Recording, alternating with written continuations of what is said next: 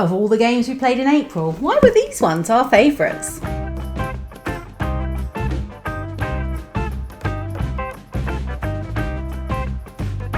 Hi, I'm Julian and this is Libby and we are BoxedMeeples. So as always, we've played a lot of games in April, but today we're going to talk about the particular one we found most interesting. Yeah, I'm going right back to the very beginning of the month when we played Dune Imperium again for the first time in ages. And I mean, it must have been the first or the second of the month. It was way back. And we managed to play with a friend's copy who has all of the expansions, the deluxe upgrade kit. I mean, this version is fully pimped out. Calling it Lux is a bit of an understatement. He's raided Etsy. Everything you could possibly get for Dune Imperium he has. Yes. From neoprene mats. Oh, the mat was delightful. Delightful. It was a joy to play on that. Yeah. And we love Dune. It's in, I think, both of our top 20s. And we have the expansion, which we had yet to play until this point. And then we also managed to put in the Immortality one, which, given that it had been a little moment since we'd last played it, at the beginning of the game, it was kind of a bit like, oh gosh, how do we play this one again? But it just reminded me of how much I really enjoy this. Really enjoyed what the extra expansions brought, as well as the playmat, of course. And all those different options that you have, you know, do you go after the spice? Do you go after the tracks? Are you doing some of the new bits in the expansion? So many options. Can't wait to get it back to the table again. Yeah, just really, really enjoyed playing this again, and it's definitely on my list of games to be got back to the table as soon as possible. Yeah, I hadn't quite remembered the depth you have on that. You know, when you're buying from the track at the top at the end of your turn, maybe reserving cards. There's so many clever mechanics that work really well together. Yeah. And interestingly, we both favoured the expansion we didn't have, which is interesting.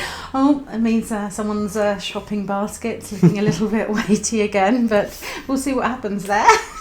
Well, I've wasted over 100 hours of my life playing this game on the Switch, Stardew Valley. I'm sure you've all heard of it if you've ever played a video game recently. It's a game where you do very little. You just bumble around running a farm. You might do a bit of, looking after your pets. You might do a bit of vegetable growing. You might go in the mine. And at the UK Games Expo, the first game I actually picked up was the board game version of this game. It had initially come out in the first edition, had some problems which were fixed in the second edition, and you could not get this suddenly for love nor money. So when I saw it there, I literally bought it as soon as the UK Games Expo started. And then it sat on our shelf. Yeah, we've literally just got it to the table this month. What were we doing? Yeah, so April was my birthday, and I chose this game as the game I desperately wanted to play. For birthday celebrations. I'm so pleased we did. You hear so many people talking about so many good things about this game, and I understand why. It differs from the video game because I think really the nature of the mediums that's it's transcending. Because in a video game you don't really have objectives. You just do things and it's relaxing. That wouldn't work so well in a board game. You need to have motivation, you need to have things you're meant to be doing, which does mean a very relaxing game about just existing turns into quite a kind of stressful cooperative game. Yeah, although I did read about the ways that you can change the difficulty level, so I think that you could sort of add more or less of that in, maybe. You could make it more of a gradual thing. But we played it as a three-player game, and I was surprised at the amount you had to achieve in a very limited amount of time. Yeah, you were having to max out those turns, weren't we? And if you've played cooperative games before, you begin to know you have certain skills your character's going to be good at, and that means you kind of have to focus on those. And we did run a very efficient ship when we were playing this. We were successful, which apparently seems quite rare in this game. And we got one ball slightly wrong, but I don't think that ever meant that we won unnecessarily easily.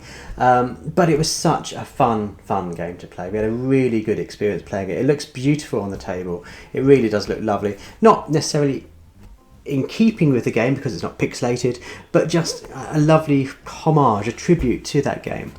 Of course, if you haven't played the video game, that doesn't matter. You never had. No, and I still like the vibe of it, and I think from what I've seen of the game, as you say, it doesn't have that like 16-bit sort of. It's like some of the other games that we have, like Boss Monster. It doesn't have that vibe, but it still picks up that theme really well, I think. And it takes all the good bits off the game and transfers those to a board game system and works really, really well. I really loved it. Yeah. And I'd like to play it again we weren't playing on a hard difficulty because we finished everything, but all of our objectives kind of married together. So I'd like to play it again, ideally at 2 players, because I think double-handing it would be really good. So you're controlling 2 characters, because then that will then avoid the fact that you're having to go to the same space again and again and again to be maximum efficiency, which means you then get to enjoy a broader selection of what the game offers, which is just a lot of mini games essentially. All around the map you're doing different things, and each one of those have a different kind of way of playing them, and it just feels really diverse and exciting, and a really fun way to play a couple of hours. Yeah, and one other thing that I will say that was great about this game is that I had some serious mobility issues this month, and we were able to play this on a coffee table with me having a sort of player's tray on a comfy chair. I could still see enough of the board and work out what I was doing, and other people just moved me about. But if you do have someone that you need to play with that needs to be a bit more comfy, not around a normal table and chairs... Great option. I think all co-op games work really well for that, because then you can you're not hiding things from each other. You can work collaboratively and help each other out. But what board games have you been playing this month that you really enjoy? Do let us know down in the comments below. Maybe you played Stardew Valley or indeed Dune Imperium. What did you think of those? If you haven't played them, you should do, because they're fantastic. But if we have played these games, let us know what games we should look towards next. Yes. Considering how much we enjoyed these. Yeah, we would love to hear from you. And of course, if you've enjoyed watching this video, please do consider subscribing, ringing the bell, and giving the comments. As you said, we regularly put up videos every single week all about board games. And as always, thanks so much for watching. Bye.